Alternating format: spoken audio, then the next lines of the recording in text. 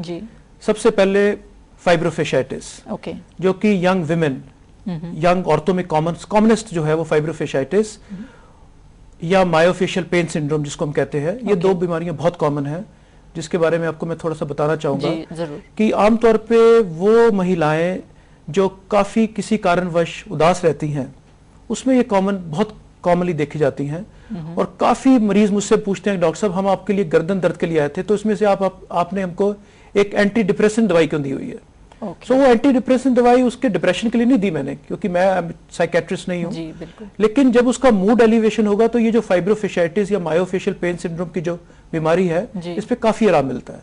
तो मतलब मूड से रिलेटेड, यस, मूड से रिलेटेड बहुत कॉमन है। जो गर्दन की दर्द आमतौर पे लड़कों में भी देखा गया है, लेकिन यंग महिलाओं में बहुत कॉमन है। एंड यू नॉर्मली सी कि कोई ऐसे परपेचुअली करता है, ऐसे गर्दन कर रहा है या ऐसे किसी एक एंगल पे गर्दन को अपने ट्विस्ट करते हैं, सो उनको ऐसा कुछ इशू हो सकता है? हो सकता है, यंग एज ग्रुप में हो सकता है। दूसरा है डिस्क, जो कॉमनेस्ट प्रॉब्लम होती है, जो बहुत जिसको हम कहते हैं कि फिजिकली, जिसका आपने वो शब्द यूज किया कि जो रीढ़ की हड्डी के कारण। और तीसरा हमने देखा गया कार्पल टनल सिंड्रोम, जिसमें कि मरीज आता है कि उसके हाथों में सुनपना आ रहा है, उंगलियां सुन होती हैं, खासकर रात को, या अगर सोते टाइम, या अगर बहुत एडवांस स्टेज है तो दिन में भी होता है। और उसकी वही जो सुनपना है, कुछ उसके साथ दर्द भी होता है जो बाजू में जाती है और गर्दन के निचले हिस्से तक जा सकती है। तो वो कार्पल टनल सिंड्रोम जो है वो गर्दन के कारण नहीं होता, वो हमारी कलाई में या नस होती है, मीडियन नर्व, जो दब जाती है, जिससे सुनपन आता है। जो हमारे प्रधानमंत्री डॉक्टर मनमोहन सिंह हैं, उनको भी ये हुआ, उनका दिल्ली में ऑपरेशन भी हुआ इसका। तो ये वो चीज है कार्पल टनल सिंड्रोम, जिसको काफी डॉक्टर सर्वाइकल स्पॉन्डिलोसिस करके डायग्नोस कर देते हैं और ये सोचते हैं कि गर्दन की जो नस है उसके दबने से हाथ में सुनपन आ रहा है। तो जो हम ये डिस्क के इश्यूज और ये डिस्कस करें यंग एज में, तो क्या ये आगे चल के स्पॉन्डिलाइटिस, स्पॉन्डिलोसिस हो सकते हैं? नहीं, ऐसा नहीं है। डिस्क की प्रॉब्लम है। Okay, that's totally separate. जो स्पॉन्डिलोसिस है वो किसी को भी, हम सब किसी को भी हो सकती है बाद में।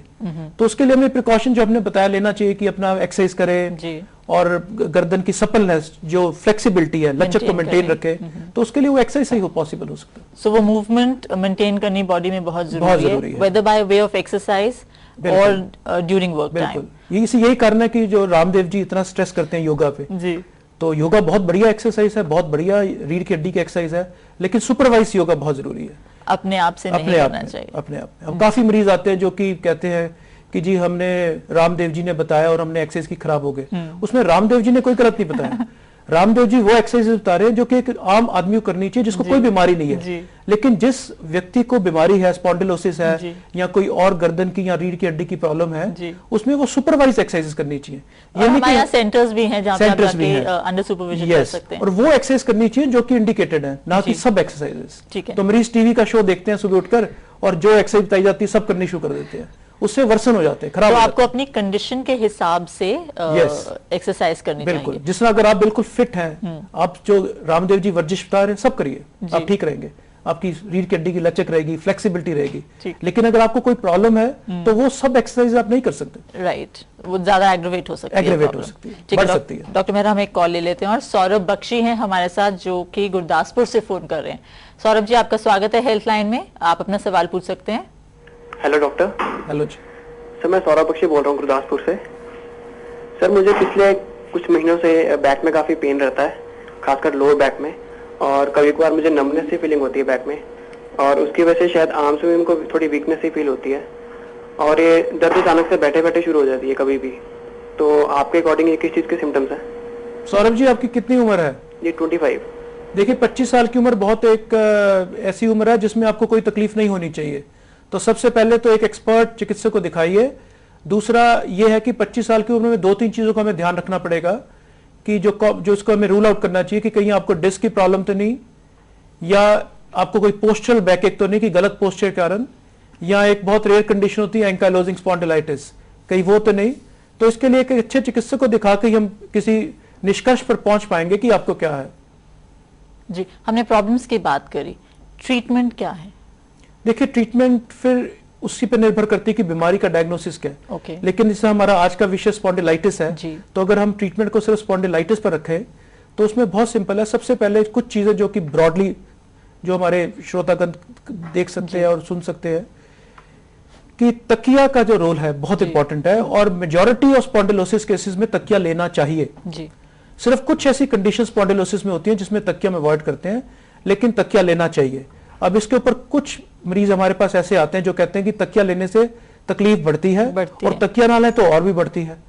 तो उस स्थिति में तकिया उनको किस प्रकार से लेना चाहिए कि उनकी सिर, गर्दन और दोनों कंधे, शोल्डर्स, वो तकिए पे आने चाहिए। तो उससे हमारा जो गर्दन को ठीक तरह से रेस्ट मिलता है, ठीक तरह से कर्व मेंटेन रहता है। और दूसरा, क्योंकि नेक के कर्व में अगर वेट पड़ेगा तो गर्दन दर्द होगी, गर्दन दर्द होगी। दूसरा ये कि सोने का पोस्चर, जो सबसे बढ़िया पोस्चर है, वो साइड पर सो सकते हैं, अपने दोनों हाथ फोल्ड करके ऐसे गर्दन के नीचे रख के तकिए के ऊपर सो सकते हैं। तो ये पोस्चर, और उसके अलावा एक्सरसाइजेस जो आपको चिकित्सक बताएगा कौन सी एक्सरसाइज करनी चाहिए। और बहुत रेयर केसेस में जब स्पॉन्डिलाइटिस के साथ नर्व के सिम्टम्स आते हैं, नर्व दबनी शुरू होती है और कमजोरी अंगों में आनी शुरू हो जाती है, तो स्थिति में हमको ऑपरेशन या सर्जरी भी करनी पड़ती है। ठीक है, अभी हमारे साथ एक और कॉलर जुड़ रहे हैं, नीरज कुमार चंडीगढ़ से। नीरज जी, आपका बहुत बहुत स्वागत है हेल्थ लाइन में। क्या है आपका सवाल? डॉक्टर साहब, मैं नीरज कुमार जो चंडीगढ़ से बोल रहा हूँ। नमस्ते। नमस्कार जी। ऐसा है कि जब मैं 6th क्लास में पढ़ रहा था तभी से मेरे बैक नेक में पेन था और टिल अभी तक ये कंटिन्यूअसली होता ही रहता है। हमने 3-4 बार दिखाया है लेकिन कहीं भी ये नहीं बोला गया कि ये स्पॉन्डिलाइटिस है। तो हम कैसे जज करेंगे कि ये स्पॉन्डिलाइटिस है या नहीं? नीरज, इस समय आपकी कितनी उम्र है? अभी मेरा 30 चल रहा है। 38? जी। देखिए नीरज जी, आपको ये बताया कि बहुत पुरानी बीमारी चल रही 6 साल की उम्र में। अब जिस तरह मैं रितु जी को पहले बता चुका हूं कि 6 साल की उम्र के अंदर स्पॉन्डिलाइटिस नहीं होता, और आपने अगर डॉक्टर को दिखाया तो सबसे पहले जो आपने बीमारी बताई जो मेरे जहन में आती है, हालांकि एक अच्छे चिकित्सक को बिना मरीज को देखे नहीं बोलना चाहिए, पर आपको एक बीमारी होती है, कंडीशन होती है एनकाइलोजिंग स्पॉन्डिलाइटिस, वो जरूर रूल आउट करवानी चाहिए। वो एक ऐसी बीमारी है जो इतनी अर्ली स्टेज पे शुरू हो सकती है, तो उसके बारे में अपने चिकित्सक को मिलिए और बात करिए। हमने बात की सर्जरी की, सर्जरी किन केसेस में जरूरी होती है? तो ये सर्जरी हम उस केसेस में करते हैं जिसमें मरीज के नर्व सिम्टम्स आते हैं, और वो नर्व सिम्टम्स जो कि बढ़ते जाते हैं, जिससे अंग में कमजोरी आनी शुरू हो जाती है। और वो सिम्टम्स जो कि वर्जिश के साथ या हमारी दवाइयों के साथ या कॉलर जो हम देते हैं आजकल स्पॉन्डिलोसिस में, ताकि गर्दन को रेस्ट मिले, गर्दन की मूवमेंट ना हो और नर्व से दबाव उठ जाए, अगर उससे मरीज नहीं ठीक होता और कंडीशन बढ़ती आती है तो ऑपरेशन करते हैं। वक्त हो गया एक और छोटी सी ब्रेक का। ब्रेक के बाद डॉक्टर विकास मेहरा से हम जानेंगे कि स्पॉन्डिलाइटिस पर कैसे काबू पाया जा सकता है। Will be right back.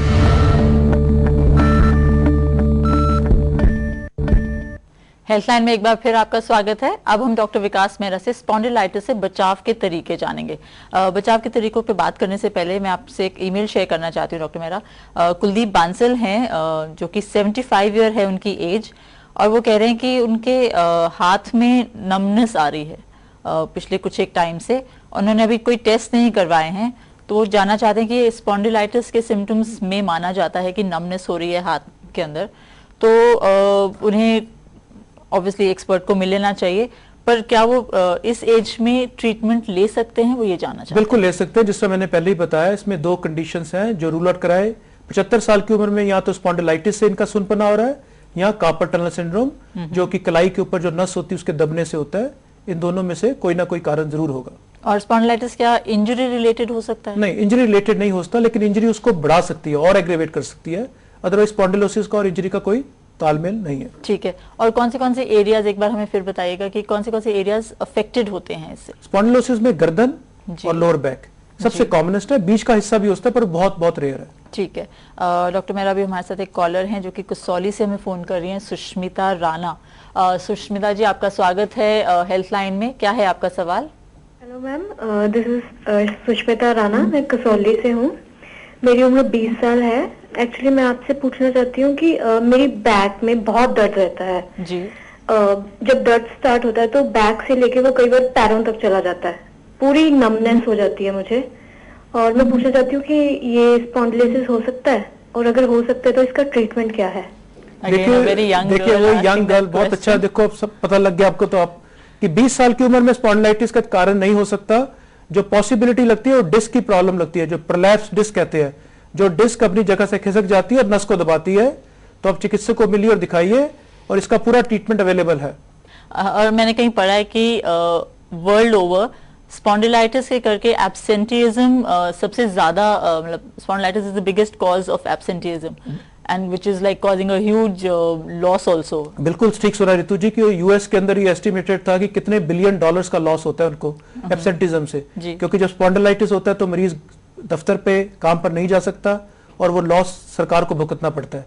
तो यूएस में काफी कैंपेन चल रहा है इसके लिए कि एब्सेंटिज्म को कम से कम किया जाए, और कम से कम किया जाए स्पॉन्डिलाइटिस पे कंट्रोल किया जाए। कैसे करेंगे कंट्रोल? अब कुछ स्पॉन्डिलाइटिस का कंट्रोल तो हमारे हाथ में नहीं है। जो शरीर में डीजेनरेशन ज्यादा हो गई है, बाल जल्दी सफेद हो गया, अब बालों को तो डाई किया जा सकता है, लेकिन रीढ़ की हड्डी को डाई नहीं किया जा सकता।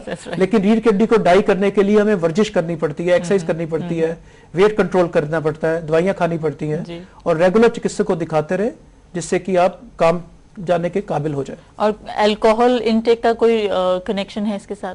अल्कोहल ऐसा खराब है, हमें कभी किसी को हम सुझाव नहीं देते, लेकिन अल्कोहल और स्पॉन्डिलाइटिस का डायरेक्ट ताल्लुक नहीं है। लेकिन यह कि अल्कोहल काफी लेने से जो है बोन्स की कमजोरी आ जाती है, जो ऑस्टियोपोरोसिस उसके ऊपर ऐड हो जाता है स्पॉन्डिलाइटिस पे। जी, अदरवाइज अल्कोहल डायरेक्टली स्पॉन्डिलाइटिस नहीं करता।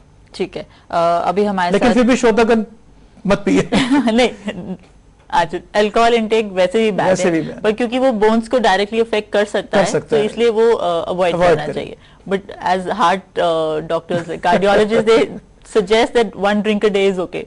आई डोंट नो, अगर मैं बिल्कुल मना कर दूंगा तो शायद जो अल्कोहल लेते हैं मुझसे नाराज हो जाएंगे सुनने वाले। ठीक है, डॉक्टर साहब अभी हमारे साथ हैं मनीत कौर, मोहाली से फोन कर रही हमें। मनीत, आपका बहुत बहुत स्वागत है हेल्थ लाइन में। क्या है आपका सवाल? मैम, मेरे ना बैक में प्रॉब्लम है जी। बैक में पेन होती है and it comes in front, और फ्रंट से सीधा लेग में जाती है। ओके। तो मेरे को बहुत ज्यादा पेन होता है एंड कभी कभी चक्कर आता है। तो इज दिस स्पॉन्डिलाइटिस और नॉट? मनीत, आपकी भी छोटी उम्र लग रही है आपकी आवाज से, और ये जो तकलीफ है स्पॉन्डिलाइटिस नहीं है। हम बार बार इसी बात पे चर्चा कर रहे हैं कि ये स्पॉन्डिलाइटिस बहुत बहुत कम चांस लग रहा है। तो ये अब दिखाइए, डिस्क की प्रॉब्लम हो सकती है। जो जहां तक चक्कर का सवाल है, चक्कर का कारण ये नहीं हो सकता, क्योंकि आपको तकलीफ लोअर बैक में और टांग में जा रही है। चक्कर तो कारण ऊपर से होते हैं, गर्दन से या दिमाग से या कान से। ठीक है, यंग एज की प्रॉब्लम सर्वाइकल स्पॉन्डिलाइटिस नहीं है, that's very clear. Yes. Predisposing factors होते हैं क्या इसके? कोई प्रीडिस्पोजिंग फैक्टर्स हो सकते हैं, जैसे पहले बचपन में कोई चोट लगी हो, या जिसे हम डिस्क की बात कर रहे हैं, जिनको एक बार डिस्क हो जाती है, तो वो डिस्क का मतलब ये होता है कि अपनी जगह से डिस्क खिसक के कुछ हिस्सा बाहर आ गया, और वो जो स्पेस कम हो जाती है, जो धीरे धीरे बाद में जाके स्पॉन्डिलाइटिस, जिसको वैसे भी होना है, वो ज्यादा एक्सेजरेटेड फॉर्म में, बड़े फॉर्म में आ जाती है। तो जिसको पहले प्रॉब्लम्स गर्दन की रही हो यंग एज में, उनको स्पॉन्डिलाइटिस होने की संभावना ज्यादा हो जाती है। They are more predisposed to. Okay. Doctor Mehra, आपने अपना कीमती वक्त निकाला हमारे लिए, उसके लिए बहुत बहुत धन्यवाद। धन्यवाद रितु जी। तो हमने डॉक्टर विकास मेहरा से जाना कि कैसे स्पॉन्डिलाइटिस एक पीठ और गर्दन के दर्द के सबसे सामान्य कारणों में से एक है। हमने ये भी जाना कि योगा करने से इस प्रॉब्लम से काफी हद तक निपटा जा सकता है। हम आशा करते हैं कि हमारी आज की चर्चा से आप स्पॉन्डिलाइटिस के बारे में अपनी धारणाएं बदल पाए हैं। स्पॉन्डिलाइटिस से निपटा जा सकता है, बशर्ते हम सही तरीके अपनाएं और व्यायाम को अपनी दिनचर्या का हिस्सा बनाएं। अगर आपकी हेल्थ से जुड़ी कोई समस्या है जिसके बारे में आप हमसे जानकारी चाहते हैं, तो आप हमें इस पते पर ईमेल कर सकते हैं। हमारा पता है healthline@daynightnews.com, और आप हमें फोन करके भी अपनी सेहत से जुड़ी समस्या बता सकते हैं। हमारी फोन लाइन सोमवार दोपहर 12 बजे से दोपहर 2 बजे तक खुली रहेंगी। हमारा फोन नंबर है 0172-504-3734। हमारा नंबर आप अपनी टीवी स्क्रीन पर भी देख सकते हैं। और फिलहाल अभी के लिए हेल्थ लाइन में बस इतना ही। अगले हफ्ते हम फिर हाजिर होंगे एक नई बीमारी के बारे में आपके सवालों के जवाब लेकर। Till then, take very good care of yourselves.